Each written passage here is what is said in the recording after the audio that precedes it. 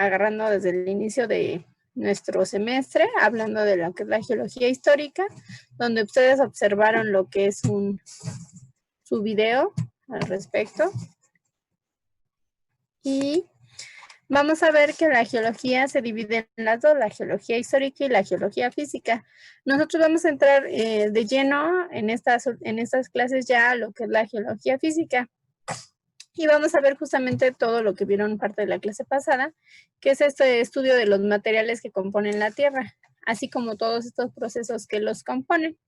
Y ya vimos que hay muchas ramas o materias asociadas a la misma, como lo que es la sedimentología, que vamos a verlo en la parte de oceanografía, la hidrogeología, vamos a tocar una parte pues relativamente pequeña con respecto a los pozos, mecánica de suelos, de hecho van a tener ustedes la clase con el doctor Centeno justamente de esto, y bueno, ya vieron la parte de mineralogía con lo de las prácticas de minerales y rocas. Y vamos a ver, en conclusión, en una parte de poder concluir, que en la geología física, como vieron, va a haber procesos tanto exógenos como endógenos. Obviamente de los exógenos son los que van a ocurrir en el exterior de la Tierra. Y bueno, los que van a estar influenciándolos van a ser principalmente el agua, el suelo, la gravedad, la energía solar, como vieron en la clase pasada. La parte de la gravedad es muy importante en todos estos procesos geológicos. Y vamos a distinguir entre meteorización y erosión. La meteorización como tal va a ser el que haga la disgregación cuando se ponga en contacto con la atmósfera, mientras que la erosión va a ser ese desgaste y principalmente por viento, lluvia y el agua, ¿no? E inclusive los glaciares. En la parte de los procesos endógenos, ustedes vieron lo de la parte del magma, cómo es que se mueve en el interior y cómo cambian las temperaturas por medio de los gradientes geotérmicos. Entonces son dos procesos que vamos a estar viendo en la parte de geología física.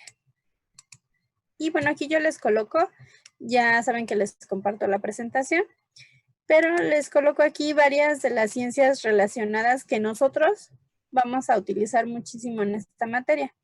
Como es lo que es la mecánica de suelo, que ustedes la van a tener aproximadamente en 4 clases. La geofísica como tal, vamos a ver justamente esta parte de la sismología con el doctor Centeno justamente el día de mañana. La mineralogía, que ya vimos la práctica de minerales, la petrología, que es justamente este estudio del ciclo de las rocas que vieron con la maestra Adri, y bueno, la petrografía, que está inmersa en la petrología, que ya vamos a estudiar como tal, los minerales y la textura que componen a estas rocas. Y bueno, la geología estructural es parte de lo que vamos a ver el día de hoy. Como pueden observar, bueno, la geología está asociada a la atmósfera, la hidrosfera y la litosfera.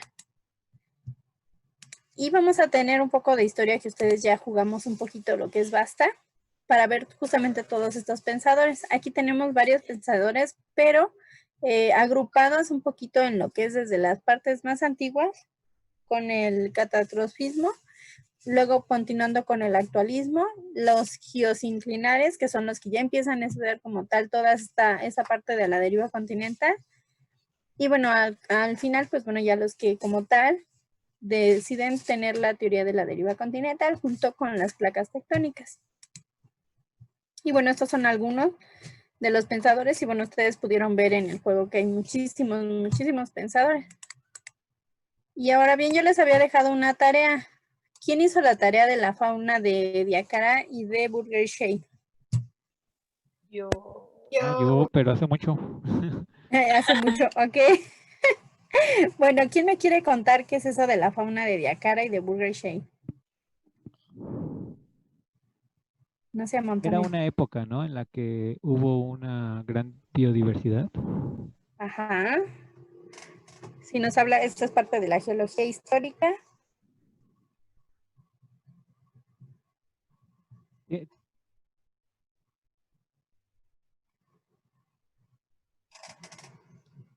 Ajá. Sí, exacto. Sí, es más en esa época cuando se dan. ¿Y qué característica tenía esta fauna? O sea, ¿qué es lo que de importancia que leyeron?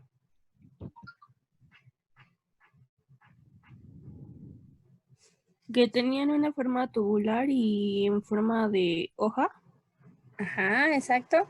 Y de hecho ahí algo de lo importante de estos fósiles es que, bueno, ¿qué como menciona su compañera justamente, se supone que cuando encontramos un fósil, todos los fósiles van a pasar por un proceso de mineralización. Esto quiere decir que todos los sistemas óseos que tengan o de calcio van a ser reemplazados por minerales y es por eso que nosotros encontramos fósiles. No es que el arqueólogo haya hecho la forma del fósil, no fue por esta mineralización, todo lo que son las arcillas, las arenas se quitan con facilidad y esta parte queda así muy marcada. Estos fósiles tienen algo muy interesante que son son los iniciadores de muchos de los patrones de los invertebrados. ¿Qué quiere decir eso? Por ejemplo, ¿ustedes han visto alguna vez un fósil de una medusa? No, ¿Por qué creen que no? porque se degradan con facilidad. Exactamente. Y porque justamente no tienen esta parte de la mineralización, porque pues, no tienen sistema óseo. Entonces, estas faunas son tan importantes justamente por esto, porque gracias a ellas empieza a detonar justamente los patrones o se ve un poquito de los ancestros comunes que tuvieron lo que son los invertebrados. Y bueno, ese es uno de los ejemplos. Y yo les pedí nada más 2 faunas, no fue como mucho, pero yo aquí les pongo un mapita donde pueden ver varios que se encuentran en todas estas zonas que tienen una gran importancia al futuro de todo lo que conocemos hoy como diferentes organismos. Entonces, es la importancia de esa fauna.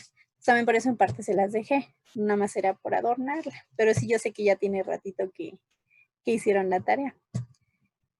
Continuando con esto, vamos a retomar un poquito del universo. Y ustedes van a decir, ¿por qué el universo estamos estudiando geología? A mí no me importa el universo. En esta parte nos va a interesar el universo porque muchas de las partículas, de los organismos, de las moléculas con las que cuenta nuestro planeta, provienen del universo. Entonces, es por eso que es importante que tomemos un poquito, nos regresemos un poquito a la parte de la galaxia y del universo. Entonces, aquí vamos a verlo muy a grosso modo, donde vemos, bueno, la Tierra, ¿cuántos años decía la película que tenía? Yo también sé que la vieron. Ajá. 4.500 millones de años. Exacto.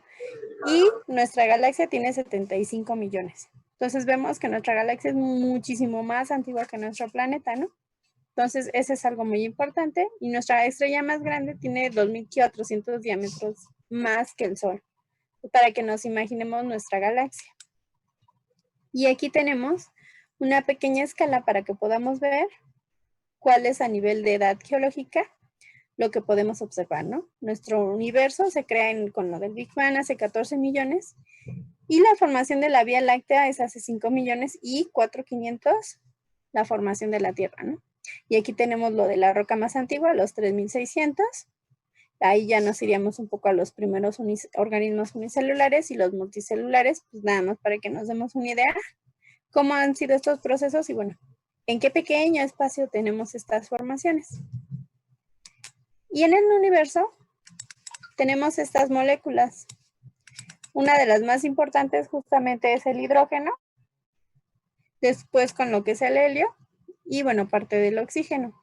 Y ahí es de la teoría de lo de la panspermia, donde dice que un meteorito cayó y fue el que empezó a oxigenar a nuestro planeta Tierra, que es una de las teorías que existen. Ya sabemos que existen varias, pero esta es una de las que retomamos justamente para la explicación, ¿no? De que cae un meteorito y bueno, sí se contiene a nivel de universo todas estas moléculas.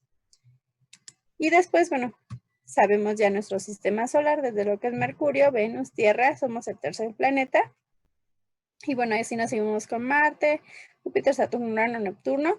Y la buena noticia es que Plutón todavía está ya como planeta, a pesar de que hace 1 o 2 añitos lo habían sacado por su tamaño. Pero bueno, actualmente todavía lo tenemos como planeta.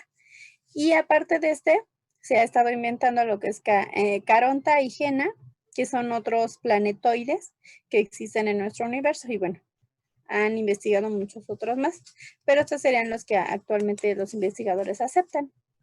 Y aquí tenemos justamente la descripción de los diferentes diámetros, densidades y composiciones atmosféricas, para que podamos ver justamente cómo se encuentra la Tierra a comparación de los demás. Y bueno, vemos una gran diferencia, ¿no? Que por ejemplo la primerita es que no están oxigenados. Por ejemplo, en Marte dicen que ya encontraron agua, pero aún así la composición atmosférica pues no es la misma. Entonces eso es bastante importante para, bueno, considerar qué tipo de vida hay. No significa que no haya vida, sí ha de haber vida de otro tipo, pero no como la que conocemos en la Tierra. Y bueno, la energía del Sol es sumamente importante para nuestro planeta y justamente ayuda mucho que estemos justamente a la distancia de ser el tercer planeta, porque Mercurio ni Venus tiene, por lo tanto, pues esta distancia nos ayuda a que se proporcione la Tierra tal como es. Y bueno, aquí les coloco un poquito de información acerca de lo que es, qué tipo de energía solar tenemos de un kilowatt sobre metro cuadrado en la Tierra. Y obviamente, con el Sol, vamos a hablar un poquito de lo que es el afelio y el perihelio, donde vemos justamente estos fenómenos que proporciona la Tierra el Sol por las diferentes duraciones de luminosidad. Por ejemplo, el sábado pasado apenas cambiamos de horario. No sé ahorita ustedes cómo anden con la desorientación de este cambio. A pesar de que nos han tenido encerrado, pues volteamos a la ventana y ya está oscuro, ¿no? A esta hora o a las 6 y empezó a oscurecer. Y esto es justamente por lo que conocemos como lo que son los solsticios de invierno, que se fijan, bueno, estamos hablando ya de llegar a noviembre, diciembre, en donde, bueno, ya nuestra Tierra se encuentra más alejada, a comparación de los equinoccios de otoño y de primavera, se encuentra más cercana, y esto nos da un diferente tiempo en el día y la noche, en la duración de nuestros días y de nuestras noches. Entonces, esto es importante por la parte de qué función hace el Sol en nuestro planeta. Otro de los astros que son muy importantes para nosotros es la Luna. La Luna es un gran fenómeno y bueno, hay varias teorías de su formación. Dentro de una es la de la capturación, que nos comenta que la Luna era un astro que estaba pasando cercano a la órbita de la Tierra y esta fue atraída por los campos gravitacionales y bueno, desde ahí la capturó la Tierra y por eso es nuestro satélite natural. La otra nos dice lo contrario, que la Luna era parte de la Tierra y posteriormente esta se separó. Existe otra teoría que es la teoría de la expulsión, que nos dice que un asteroide expulsó a la Luna y la catapultó hacia lo que actualmente conocemos. Y bueno, esta es una de las más aceptadas. Existe también la de ecogénesis. Esta nos dice, bueno, esta inclusive creo que hay, bueno, no creo, hay una leyenda en donde dice que la Luna y la Tierra eran hermanas. Y estas dos hermanas eran Tea y Gea. Y estas, en algún momento, bueno, las dos siempre estaban juntas, pero justamente por sus campos gravitacionales chocaron, de lo cual se dividió lo que es la Luna y la Tierra. La Tea absorbió gran masa de la Luna, entonces este astro quedó más pequeño y es el que está de forma natural.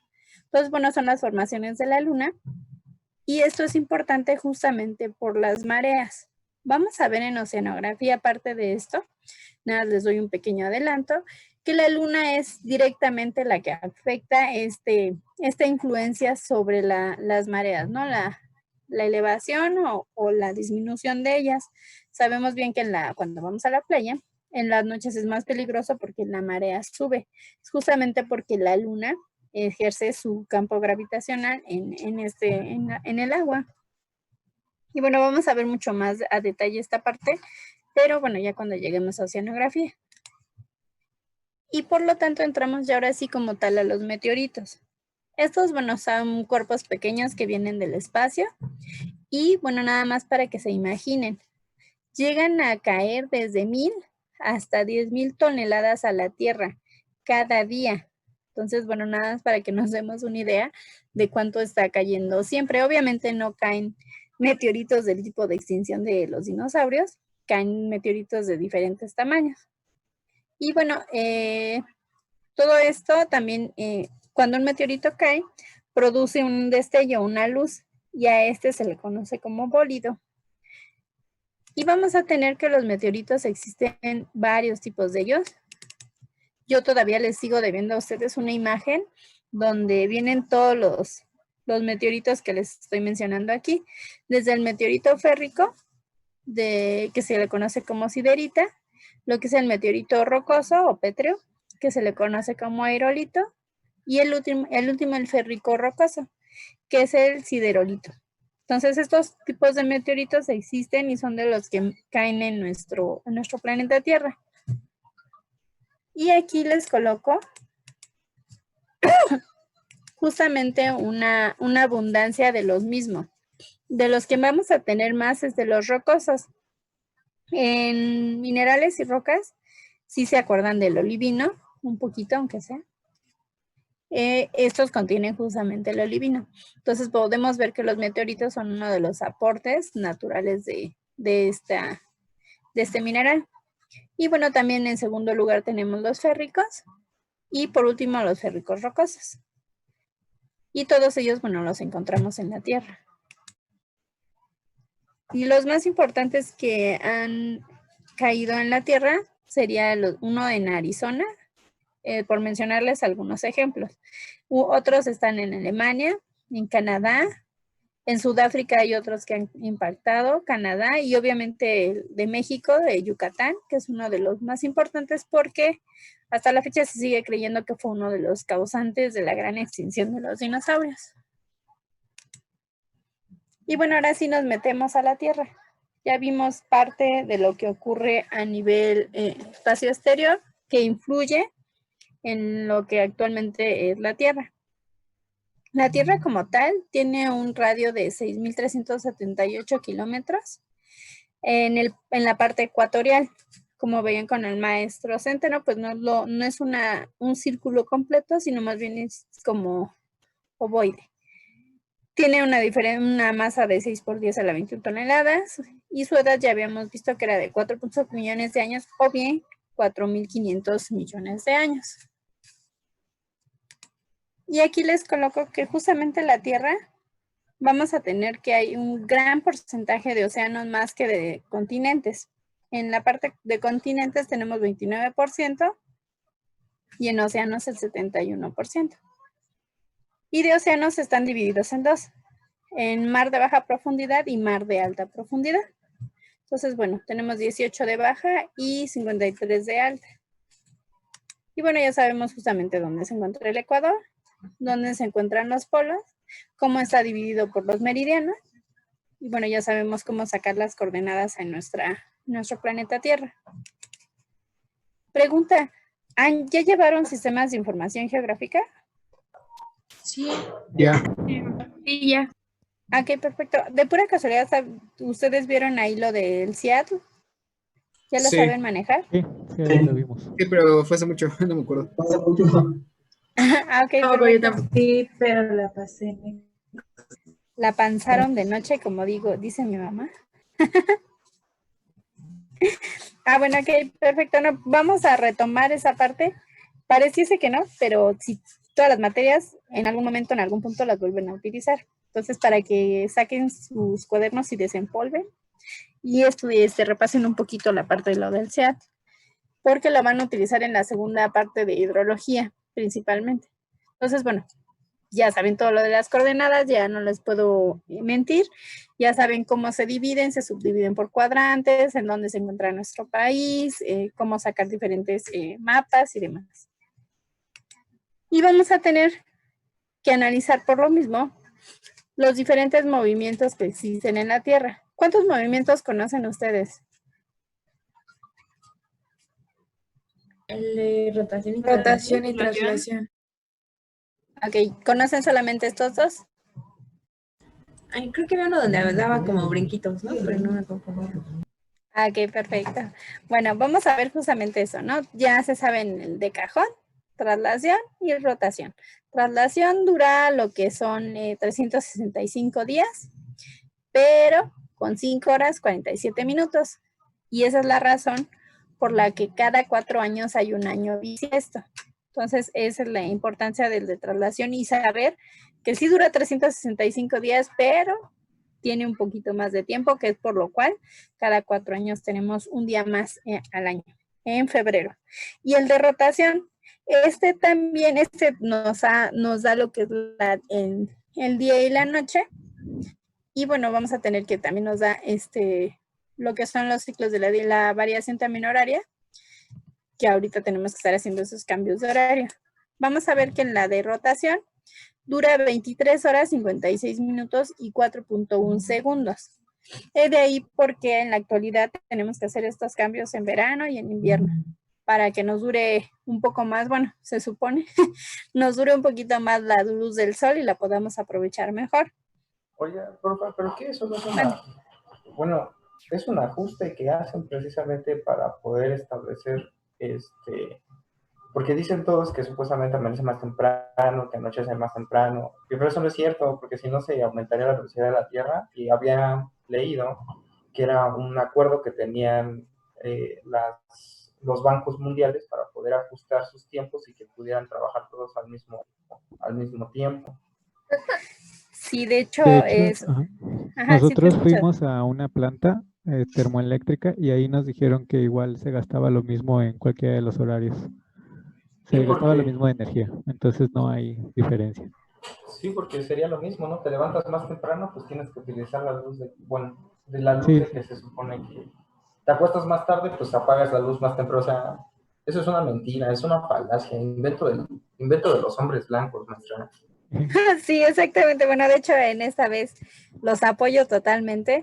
En realidad solo es como más que nada no es por la parte, por ejemplo, la parte biológica, ni le hace fin ni le hace fa, ¿no? A ellos les importa si prendes o no la luz.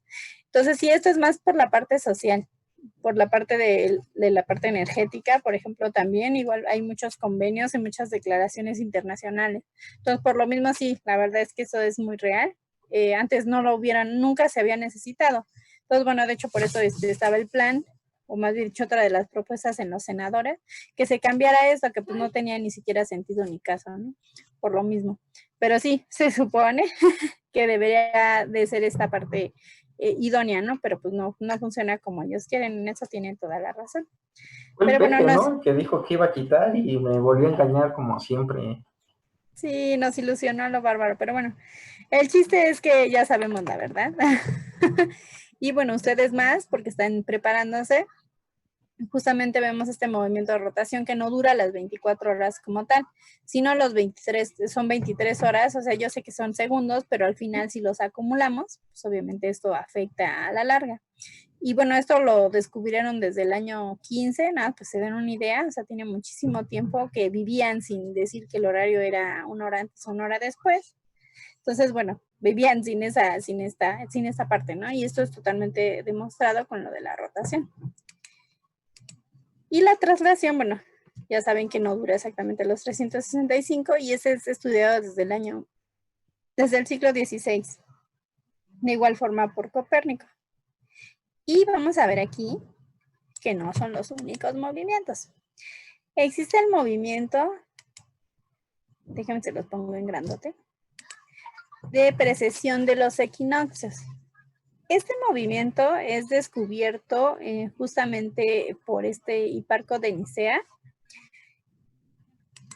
En Grecia, justamente, él lo descubrió porque vio que de lo que es desde la estrella de la Osa Menor hasta lo que es la estrella blanca, hacía un giro, como se observa aquí en la imagen. Vamos a ver que la Tierra en el polo, como si, bueno, ahora sí que imaginen esta línea negra, se la enterramos al planeta Tierra y pasa de un lado hasta el otro, ¿no?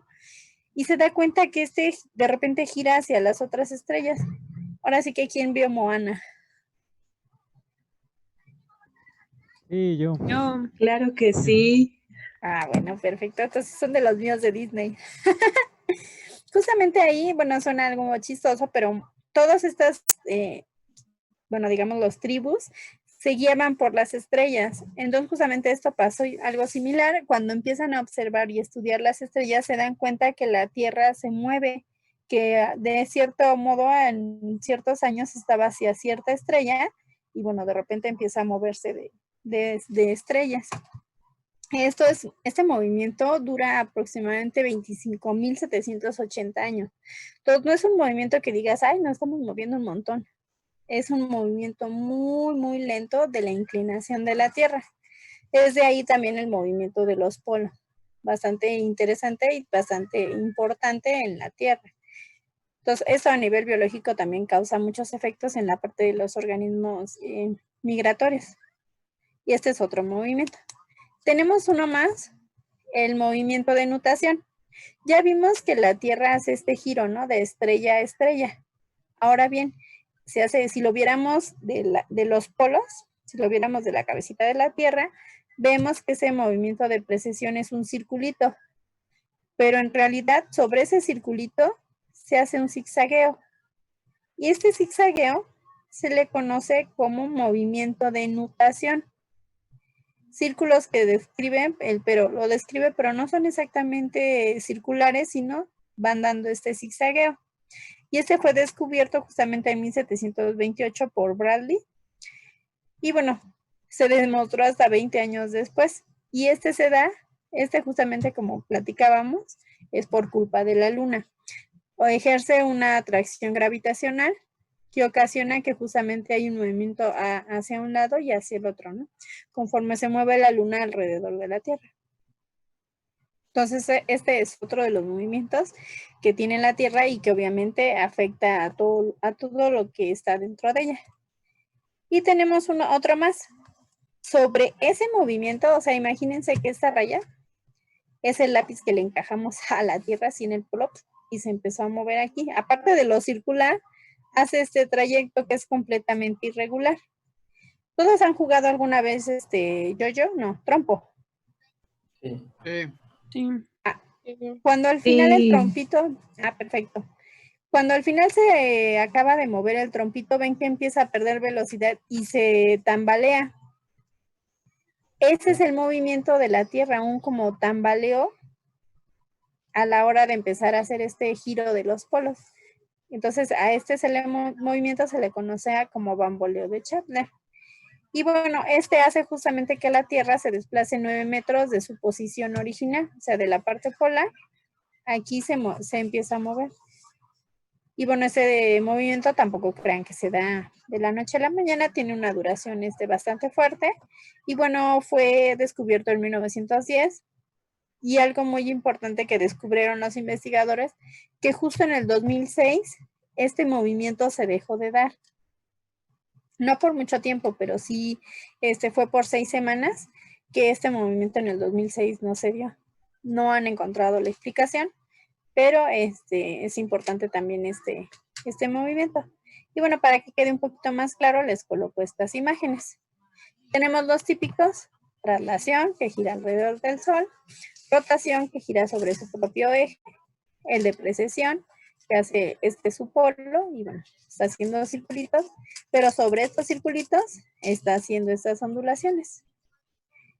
Y el de nutación, bueno, nada más para que nos demos una idea, hace 1385 bucles en cada vuelta que da. Entonces, bueno, sí es bastante lo que se mueve. Y bueno, obviamente estos movimientos afectan totalmente a la Tierra. Y ahora sí vamos con lo mero bueno, la Tierra. Ya habíamos visto, o vieron con el doctor Centeno, que está compuesta por el núcleo interno, núcleo externo, manto interior, manto exterior, corteza terrestre y corteza oceánica. Y empezaron a ver, si no mal me equivoco, parte de lo que está compuesto. Sabemos, yo aquí les trato de colocar para su examen. Yo no dije que viene en el examen. El núcleo va a estar compuesto principalmente por níquel y hierro. El manto va a estar compuesto principalmente de magnesio y de hierro. Y la corteza de sílice y aluminio.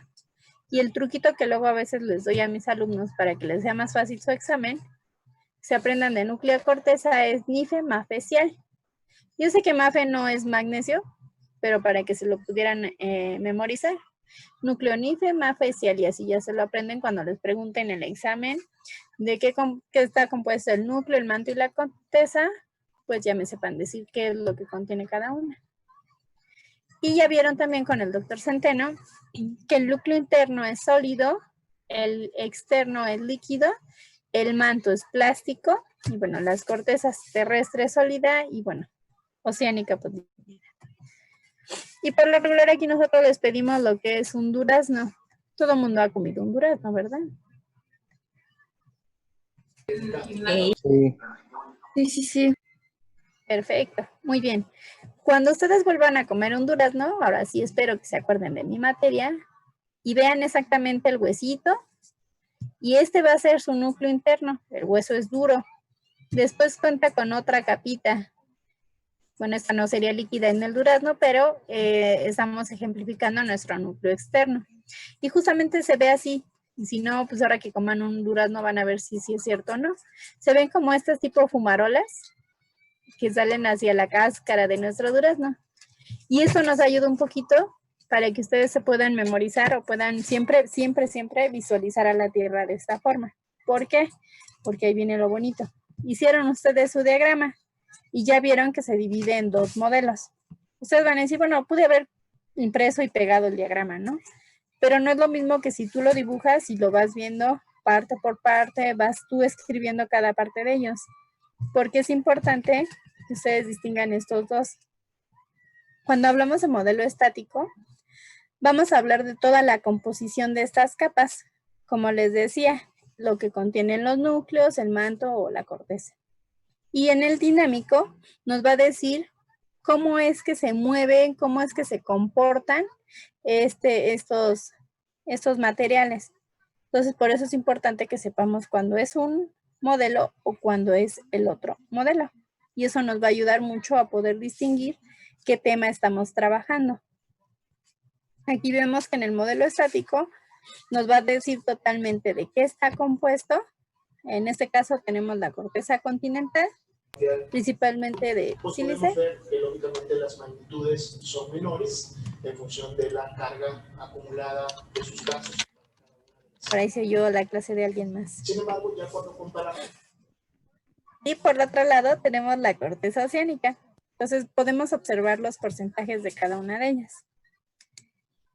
Y bueno, aquí tenemos la diferencia entre la corteza continental y la oceánica, en lo que es el peso, espesor, altura, edad y rocas. Entonces aquí podemos comparar cada una de nuestras cortezas. Todo esto hablamos todavía de lo que es el esquema estático, ¿no? Y ya vemos aquí los compuestos del manto, de lo que son los núcleos. Bueno, esta imagen nos muestra un poco más. De hecho, les digo, les voy a compartir la presentación y aquí pueden ver un poco más a detalle qué es lo que lo compone, cada una de las capas que los componen. En el examen no les voy a decir específicamente, ¿no? Dime cuál es la cantidad exacta que contiene, no se preocupen. Como les dije, o con que me digan exactamente, ¿no? Pues de qué están compuestos más, con eso me doy por satisfecha. Ahora bien, en su diagrama seguramente les va a faltar una discontinuidad. La discontinuidad no es otra cosa que estas regiones de transición entre una capa y otra capa. Y va a ser en donde nuestras ondas sísmicas van a cambiar de velocidad. Ustedes el día de mañana lo van a ver esto de los sismos con mucho más detalle. Pero sí es importante que en nuestro modelo distingan dónde están estas discontinuidades para que sepan dónde es que cambia de dirección nuestro sismo. Y aquí les coloco una más. La discontinuidad de Repeti está aproximadamente a 700 kilómetros. Para que en su diagrama, en su cuaderno, lo tengan, la puedan agregar. Entonces, acuérdense de agregar la discontinuidad de Repeti en su diagrama. Que esto muy seguramente el día de mañana lo van a utilizar. Y ahora sí, nos movemos al modelo dinámico. En ese modelo nos va a decir justamente cómo se comportan, por cómo están, por qué tipo de estado tienen. Entonces vamos a ver justamente que nuestro núcleo es pues, de forma rígido, ¿no? Ese no hay cambio y pues no tiene como un dinamismo. Después seguimos con nuestro núcleo externo, ese es de forma líquida. Y sí, como sabemos hay un gradiente térmico que entre más estemos al centro, más temperatura tenemos. Entonces se nos convierte en líquido justamente por esas variaciones. Bueno, la mesósfera la vamos a tener un poco lo que es rígida y la astenosfera de forma plástica. Y bueno, la corteza, bueno, la litosfera de forma rígida. Y nosotros ahorita vamos a trabajar justamente en esta parte, que es plástica y la parte rígida, ¿no? Aquí tenemos nuestro manto superior, nuestro manto inferior, y vamos a ver cómo es que se comportan estos movimientos. Aquí tenemos igual de la misma forma, pero ahora especificándoles la densidad, la temperatura y la presión de cada una de las capas. Y esta es donde podemos empezar a estudiar un poquito acerca de la Tierra y su dinamismo. Vamos a ver que nuestro núcleo externo tiene un movimiento circular. Ya habíamos dicho que era líquido. Después continuamos con lo que es la parte de los mantos, perdón, donde vamos a observar que hay muchos movimientos diferentes, diversos, conforme veamos si está la corteza oceánica, la corteza terrestre. Y aquí todos ubicamos este montículo. Nos representa el continente de América del Sur, para que nos podamos ubicar cómo está hecho el corte en esta tierra. Bueno, en esta tierra. Y aquí abajo tenemos a África. Aquí a Eurasia y aquí Hawái. Entonces, para que nos imaginemos más o menos cómo es que se realizó el corte de la tierra. Y vamos a ver que existe lo que son zonas de subducción. Las zonas de subducción son aquellas donde una capa pasa por debajo de la otra por justamente estos movimientos de la parte plástica de nuestra tierra. Entonces una capa va a cabalgar a la otra. Imagínense que como que le está comiendo, se va perdiendo justamente el piso, ya sea de corteza o oceánico. Entonces, por ejemplo, aquí tenemos una zona de subducción en América del Sur, donde justamente esta capa, como observan, empieza a sumergirse y llega a cierta profundidad, donde esta capa se funde y vuelve a salir, que es parte de lo que veíamos en el ciclo de rocas. Si se acuerdan, aquí era donde se daban los procesos de las rocas metamórficas. Pues ahorita se les van a empezar a, como espero, a aclarar un poquito de todo lo que hemos visto. Con esto lo van a poder asentar un poco más. Vemos cómo estas zonas de subducción, por la parte plástica de nuestra Tierra, van a generar que esta capa, ya vimos la tectónica de placas, que ocasiona el movimiento de estas placas tectónicas. Y este movimiento se da justamente por el interior de nuestra Tierra. Esta parte plástica las va a empezar a jalar. Por un lado las jala, creando las zonas de subducción, donde una capa empieza a bajar hasta llegar a donde se funde. Por otro lado, tenemos las zonas de, estas son zonas de convergencia. Existen las zonas de divergencia, en donde una capa se separa de la otra. Por ejemplo, aquí tenemos la dorsal del Índico. Observamos que las capas, como en las placas tectónicas, se están alejando, lo cual en este caso, en esta zona, tenemos zonas donde el magma del interior de la Tierra sale, emana, y está haciendo que se cree nuevo piso oceánico, porque si se observan, aquí está el Índico, estamos en el Océano Índico, y nos crea nuevo piso oceánico. De esto también puede ocurrir a nivel corteza terrestre, y nos va a formar los que son los valles. No sé si se acuerdan, hace mucho vimos la película, justamente veíamos estos valles, ¿no? Y que aproximadamente las placas tectónicas se separaban ciertos centímetros, ¿no? Al año. Creo que era del mismo crecimiento de las uñas, era la misma separación de nuestras placas. Vamos a tener justamente esta zona. En el Índico vemos que hay una zona de divergencia, o sea, hace una separación de placas. Y en las zonas de subducción tenemos zonas de convergencia. Eso ocurre en nuestro sistema gracias al movimiento plástico de nuestra Tierra. También existen los movimientos en donde hay volcanes. Por ejemplo, digamos, no es esta zona, pero que está una zona donde hay una pluma y está emanando el magma. Nos va a formar lo que son arcos de islas. O sea, que va a salir magma, pero se está moviendo la placa, entonces nos va a ir dejando huellitas de montañitas. Entonces nos forman los que son los arcos de islas. Entonces, todos estos procesos se van a dar en diferentes formas. Tenemos este esquema donde si nos imaginamos el cubo de tierra que tenemos aquí, sería nuestra placa tectónica. Existe un movimiento de compresión. Veíamos que esto va a empezarse a comprimir y nos va a formar lo que son las sierras, las montañas, los cerros, en estas zonas donde se comprimen las dos placas. Ese es de zonas de convergencia. Mande. Ay, perdón, una pregunta. En las zonas de convergencia es cuando, creo que lo explica, cuando se juntan las placas, entonces. Exacto, sí, exactamente. El de convergencia es donde dos placas chocan y es como si, bueno, no debería decirlo, pero imagínense que choquen dos carros. Por lo regular un coche queda arriba del otro, ¿no? Y hace como la formación de una montañita. Entonces, esto es lo que pasa con nuestras placas. Chocan y forman nuestras montañas en estas zonas de convergencia, que se comprimen las dos placas. Por otro lado, existe la parte contraria, donde hay una divergencia, hay una tensión de estas placas, empiezan a jalar y obviamente generan nuevo piso, ya sea corteza terrestre o oceánico, y esos son de divergencia. Y en estos de divergencia, como nuestro mundo es súper complejo, vamos a tener momentos donde se generen movimientos de divergencia, pero de cizalla, o sea, de deformación, que es como en el último esquema. Tenemos que se están divergiendo, o sea, se están separando, pero están de alguna forma, de forma angulosa o no de forma regular, sino irregular.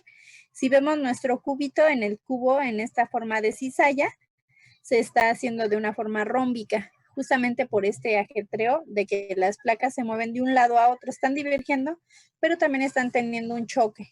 Entonces, estos 4 movimientos los tenemos en los márgenes de placas, pero también los tenemos en fallas interplaca.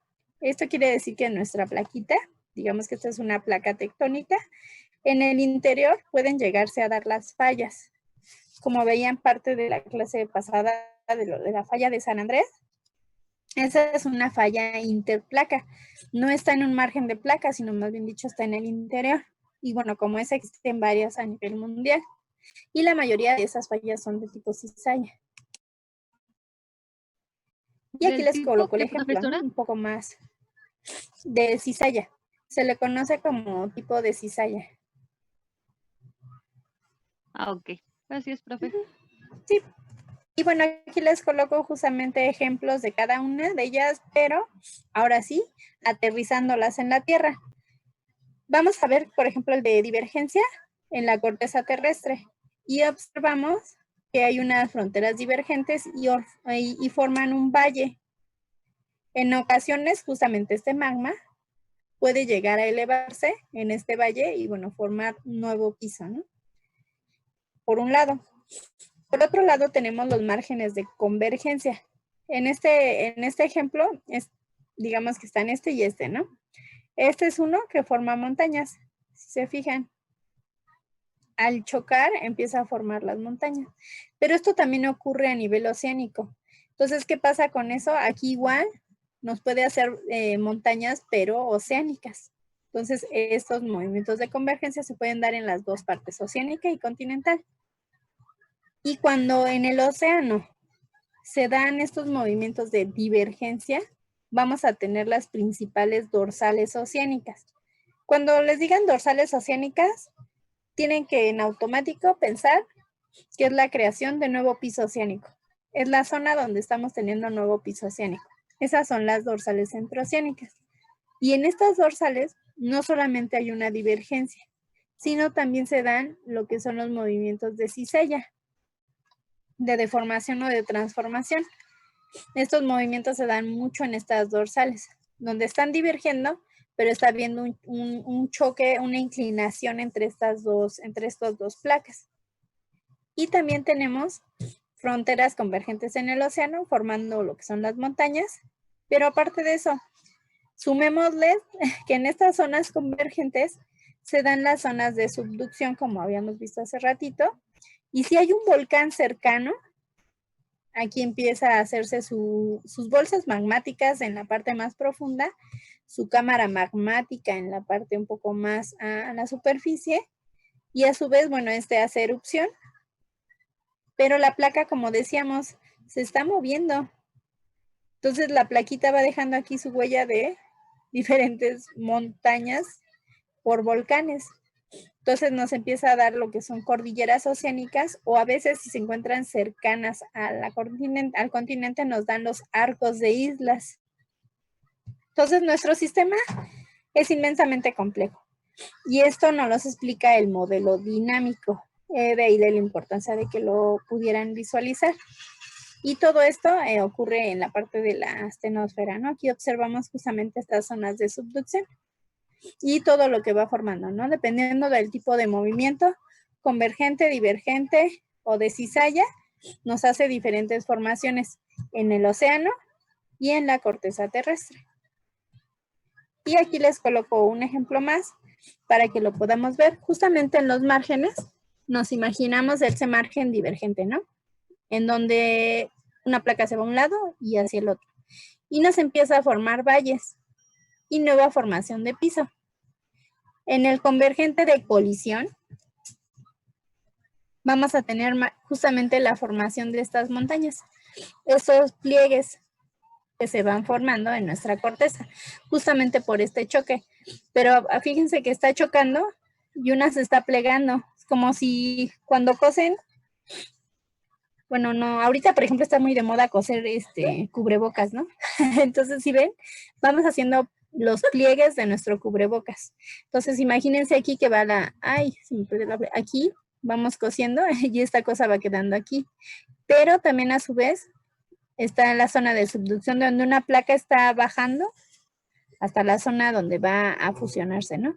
Y aquí se da esta parte. Y tenemos márgenes convergentes de subducción netamente, que estos son entre el océano y el continente. Y aquí tenemos justamente eso. Aquí se está entrando la corteza oceánica y la continental está haciendo formación de tipo montaña, ¿no? Está subiendo o elevándose. Y los transformantes, como veíamos justamente, ¿no? Uno se va hacia un lado y hacia el otro, haciendo una transformación, una inclinación en nuestros bloques. Profesora, mándeme. Un ejemplo de un lugar en donde esté el margen transformante. Baja California. Por ejemplo, justamente en la falla de San Andrés tenemos un margen transformante y de hecho si se fijan, bueno, no sé si se acuerdan en clases pasadas, Baja California de repente ya estaba en Asia y justamente por eso se dice que nuestra Baja California se va a separar, porque justamente, imagínense, suena chistoso, pero como si le estuvieras quebrando la península a México y se está separando, justamente por este margen transformante que está bajando Baja California y eso va a ser muchos años, ¿no? Estamos exagerando el movimiento, pero imagínate que la península baja y México está subiendo. Entonces, por eso la península se está separando. Entonces, es un margen transformante, exagerando el movimiento, ¿no? Gracias. Sí. Profe, o sea, lo que hace eso es hacer como espacios, o como hacer un espacio cóncavo, o cómo. Es como, está haciendo como un recorrido, como un movimiento de arriba hacia abajo, digamos del Ecuador hacia los trópicos, está haciendo ese movimiento. O sea, en el de cizalla hace un movimiento hacia arriba y hacia abajo. No solamente empuja a cada placa o la separa, sino que se está moviendo de una hacia arriba o hacia abajo, digamos de esa forma, ¿no? Se está moviendo hacia los polos, mientras que la otra capa se está moviendo hacia el Ecuador. Entonces eso ocasiona movimientos continentales de separación. Ah, ok. Gracias, profe. Sí. Perdón, otra pregunta. Entonces, Baja California podría quedar en muchos años como una isla grande. Sí, de hecho sí. O sea, muchos años, ¿no? Muy bien dicho. No es que ya mañana no tengamos península, sino eso va a ser a lo largo de muchos años. De hecho, en sismos, si no se los menciona el doctor Centenos, igual y yo se los menciono, hay un sismo justamente en Baja California que Se caracteriza justamente porque justo en esta separación entre nuestro, bueno, México es todo, ¿no? Pero entre la península, en este hoyito, en este huequito, y se realizó un sismo. Y este sismo, como hicieron carreteras, pues obviamente hemos construido mucho los humanos, cosas así. Se ve cómo se hace esta separación entre una y otra capa, y justamente ven este recorrido, que ven que la carretera pues son derechas, ¿no? Ahora imagínense que la carretera quedaron de ladito. Entonces justamente así como se ve en esta imagen, la carretera quedó aquí a un lado y el otro lado acá, justamente por ese movimiento. Entonces ahí se ve muy claro este movimiento transformante o de cizalla. Oh, de acuerdo, gracias. Sí. Y bueno, esto nos conlleva a la tectónica de placas y la deriva continental. Que esto, bueno, ya habíamos visto parte o vieron en el video, es por Alfred Wallace de 1915. Y bueno, ya como tal, se empieza a ver lo de Rodinia, Pangea, Lawrence y Gondwana, y vemos todos esos movimientos. Y en la tectónica de placas, vemos justamente que la litosfera está dividida de 2 a 20 centímetros por año. Y aquí vemos, ¿no? Aquí está América. Y vemos que una de las placas está aquí. Y de hecho aquí se alcanza a ver el cinturón de fuego, que no es otra cosa que las zonas donde hay mucho más volcanes y más sismos. Y vemos una de las placas, ¿no? Aquí, justamente, aquí tenemos una dorsal centrooceánica, justamente entre América, África y Europa. Ahí está nuestra dorsal, que es en donde se está creando un nuevo piso oceánico. Y justamente este océano es el que va a crecer más a lo largo del tiempo. Y aquí vemos justamente en las placas va a pasar esto, lo que es de convergencia, formación de montañas, divergencia, formaciones de valles, o en el océano, bueno, también nuevo piso oceánico. Y aquí tienen que aprenderse un poquito las placas. Y como yo no les auguro que se queden en México, espero que viajen muchísimo. Y el día de mañana desde África o Australia o algún lugar así me estén diciendo, maestra, estoy en la placa australiana. Entonces, es necesario que nos aprendamos las placas, mínimo estas placas. Yo sé que hay autores que las pueden subdividir muchísimo más, pero bueno, con estas podemos dominar los temas de geología. Y aquí tenemos justamente ya las placas tectónicas con los diferentes tipos de márgenes. Ya que vimos estas zonas de subducción, vamos a ver en dónde o qué placas, como me decían, ¿dónde pasa esto? ¿Dónde pasa aquello? Vamos a verlo. Vamos a ver que las zonas de subducción, aquí por ejemplo, son las que están marcadas con líneas y montañitas. Entonces, todo lo que es México, aquí estamos, Oaxaca, Guerrero, y todo Sudáfrica, ¿qué hay en esta zona? ¿Qué orografía encontramos aquí en donde les estoy señalando? Los Andes. Zonas de subducción. Zonas de subducción, y justamente nos hace la formación de los Andes, justamente por esta zona.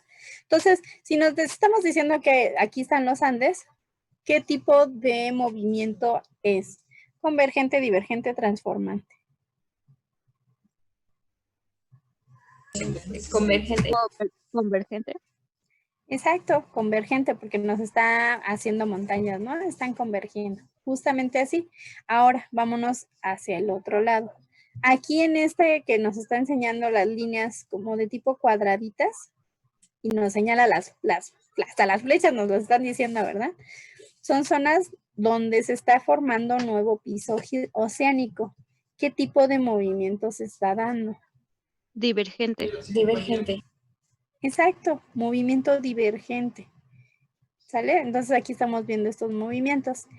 Y bueno, aquí no nos marcan como tal los movimientos transformantes o de cizalla, pero bueno, yo les mencioné uno aquí. De hecho, miren, se alcanza a ver la Baja California, que está dividido justamente por una placa, la norteamericana y la del Pacífico.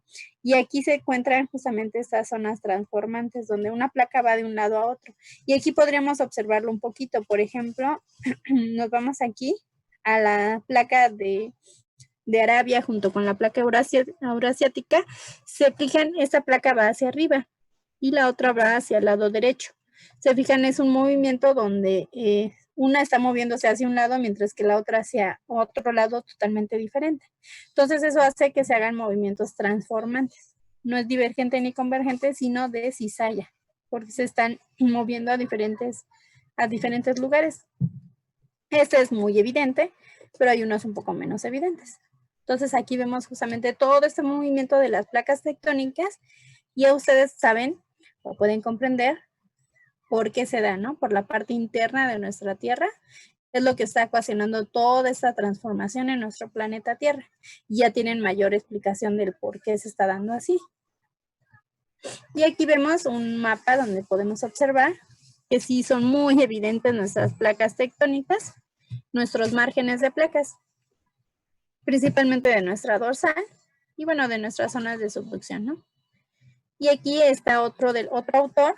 Si se fijan, aquí nos menciona un poco más de placas a comparación de las anteriores. Y dependiendo del autor vamos a tener que hay autores que las placas las subdividen muchísimo más. Entonces, bueno, que se aprendan las que les dije hace ratito, con estas bastan. Porque sí, cada autor van a aumentarles más. Y las de cajón que no pueden dejar de conocer, las que rodean justamente a nuestro país, ¿no? La norteamericana, la del Caribe, la de Cocos, Pacífico. De esa no tienen opción, no las tenemos que aprender. Y aquí se ve justamente, ¿no? Las zonas de subducción. Y aquí alcanzamos a ver un poquito que son zonas de convergencia en nuestro país, hacia dónde se mueven nuestras placas. Aquí hay una zona de divergencia. Y aquí ustedes ya me pueden decir un poquito más cómo van con su tarea de sismos. ¿Dónde es donde más tiembla? Por la parte. En Chiapas y Chiapas. Oaxaca. Chiapas y Oaxaca. Y Ahora Guerrero. sí. Y Guerrero, ¿no? Por la de Cocos, Ahora- ¿no? Exacto, porque ahora sí, ya ustedes en su análisis me podrían decir por qué, ¿no? O no. Profesora, yo tengo una Ajá. pregunta. Sí, dime. En geología, no, en ecología, también nos hicieron aprender las placas, pero nos dijeron que eran 5. Que era Norteamericana, Caribe, Cocos, Pacífico y Ribera. Sí, es que va a depender mucho del autor. Te digo que hay autores que de hecho estas te las pueden dividir hasta en 3 más. Entonces, sí, no te preocupes, no es que estemos mal, no es que estén mal los de ecología ni que estemos nosotros mal, va a depender mucho del autor. Hay autores que, por ejemplo, la del bloque de Panamá, también la subdividen a uno más, al de Costa Rica, por ejemplo. Y otros del Caribe no los dividen también más. Y igual inclusive la de placa de Coco, por la cordillera de Coco, también la dividen acá en otra placa. Pero depende mucho del autor. Entonces, sí, por eso no se preocupen. Ya les digo, con que las dominen y ya que me acabas de decir que ya se las saben, mejor aún. Gracias. Nada. Entonces, bueno, podemos observar y ustedes ya podrían explicar el por qué no. Justamente están diciendo que Chiapas, Oaxaca, Guerrero son las zonas de mayores sismos. Y ahorita con esto pueden completar o ir viendo que por la parte geológica, para empezar, están entre dos placas en una zona de subducción, lo cual hace que se genere energía y de alguna manera salga en forma de ondas sísmicas, que lo van a ver un poco más a detalle mañana, pero ya tienen un poquito de herramientas para decirnos el por qué. Y bueno, nos lleva a lo que es la deriva continental, que no es otra cosa que ese movimiento de las placas. Aquí tenemos la Pangea, y bueno, posteriormente la Eurasia y Gondwana. Y les coloco este pequeño video para que observemos cómo estaba un supercontinente y hacia dónde vamos, ¿no? Cómo se empieza a hacer la formación de estos continentes. Y al final observamos en la parte de los océanos cómo aquí este océano va a terminar siendo mucho mayor. Y bueno, también vemos inclusive cuántos millones de años llevamos y bueno, desde qué época, ¿no? Estamos hablando desde lo que es el Triásico, luego Cretácico, hasta los tiempos actuales. Y yo les pongo una más futurista. Imaginemos 50 millones de años al futuro. Y es lo que les decía con lo que es Baja California. Aquí la podemos observar a Baja California. De hecho, está mucho más separada de nuestro país. Y así como ella, bueno, hay muchas otras zonas donde, bueno, inclusive ya son más a nivel corteza continental y ahorita ustedes ya pueden explicar por qué. Si están viendo que en esta zona tenemos más zona continental, por lo tanto tenemos más zonas de divergencia que nos están creando un nuevo piso continental. Entonces, bueno, todo eso ahorita ya ustedes lo podrían explicar. Y dirían, bueno, mira África, pobrecita. Si se fijan, se está haciendo más chiquita. Y esto es porque tenemos zonas de subducción donde la placa está yendo hacia la parte interna de la Tierra y se está fusionando. Entonces aquí ustedes ya pueden decir que se está perdiendo corteza continental. Y aquí se está generando nueva corteza continental. Entonces se fijan, bueno, con esta pequeña base pueden ustedes sacar muchísima más información y explicar mucho más estos fenómenos. Y bueno, esto hay evidencias geológicas, obviamente, para poder probar estas teorías. De lo que son las glaciaciones, observamos como África, Sudamérica, India y Australia de alguna forma estuvieron unidos, justamente por estas marcas de abrasión del hielo en estas zonas. Y bueno, de ahí nos dividimos a la parte continental y a la parte oceánica, que hemos visto que es bastante diversa. Y en las áreas continentales vamos a tener que existen diferentes zonas, desde zonas estables y planas hasta lo que son los cinturones montañosos. Esto también se da por lo que es la parte de divergencia en nuestros continentes, nuestras diferentes placas. En las áreas planas tenemos tres principales, los que son los cratones, los escudos y las plataformas estables. Estas van a variar en el tiempo. Los cratones van a ser aquellas áreas que tengan zonas, son muy antiguos, de más de 600 millones de años. Posteriormente siguen lo que son las formas llanas, que tienen principalmente rocas cristalinas y tienen más de 1000 años, más de mil millones de años y son los escudos. Y por último, digamos que las más jovencitas son las plataformas estables. Y bueno, justamente tenemos en la parte montañosa, desde lo que son los más antiguos, por ejemplo, los Apalaches y los Urales. Los más recientes son los Alpes y los Himalayas y los de Indonesia. Y bueno, también lo que son los arcos insulares, entre placas tectónicas, lo que les decía que se forman cuando estamos teniendo esto. Y son lo que las islas Aleutianas, las de Japón, de Filipinas y de Nueva Guinea. Y les coloco un mapita donde podemos ver justamente los escudos, las cordilleras, que serían las zonas más nuevas, porque son las que se están formando. Lo que son los escudos son los más antiguos. Y los moraditos son los cinturones montañosos, pero los más viejitos. Y bueno, nuevamente lo que son las placas. Y aquí podemos comparar, ¿no? Justamente donde está más nuevo, más viejito, qué es lo que está ocurriendo. Yo casi siempre me voy a la parte de América porque es un poco más fácil ejemplificarlo. Aquí podemos ver que hay una placa tectónica justamente aquí. Son zonas de subducción en la parte de América, en todo el oeste de América. ¿Y hasta aquí tienen alguna duda, pregunta?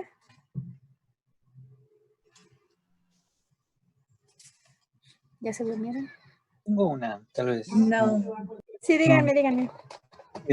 ¿Por qué algunas placas son de mayor tamaño y otras menor? O sea, como la de Cocos, que es súper chiquita, o otras más chiquitas todavía. Bueno, esto se va a deber justamente por los márgenes a los que nos estemos encontrando. Por ejemplo, si tú estás hablando de que nuestra placa tectónica tiene zonas de subducción donde hay una pérdida de esta placa, vamos a tener placas más pequeñas. Como vieron en el mapita, ven que América, de repente, la parte continental, se empezó a perder. Y ya América del Sur era un choricito al final. Esto es porque justamente las zonas que lo rodean son zonas de subducción donde se está perdiendo esta corteza. Entonces estas placas van a depender justamente de qué tipo de márgenes tengan, convergentes, divergentes o transformantes, y hacia qué lado se esté moviendo la placa. Entonces de eso va a definir mucho los tamaños de las placas. Ok, gracias. Sí. Profa, Bueno. A lo mejor lo dijo y no la escuché, no sé, pero quisiera saber la diferencia entre una placa tectónica y una falla. Ok, la placa tectónica es como tal todo el bloque que tenemos de movimiento de toda la, digamos, toda la Tierra y la parte oceánica. Y la falla va a ser aquella que se encuentre inmersa dentro de esta placa.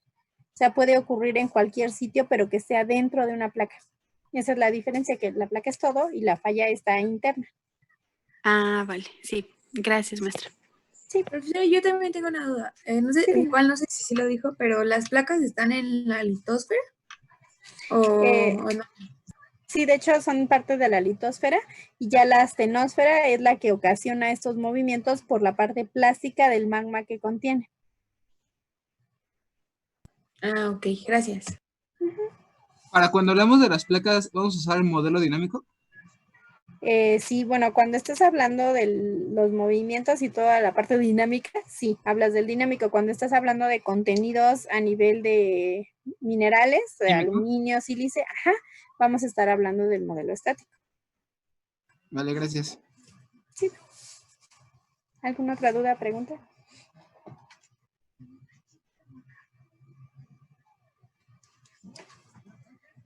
Bueno, todavía me da tiempecito, sí. Acaba la clase 8:30, ¿verdad? ¿Quieren tomarse 5 minutitos? Yes. Va que va. Entonces son 7:41. Nos vemos 7:46 para el que se estime.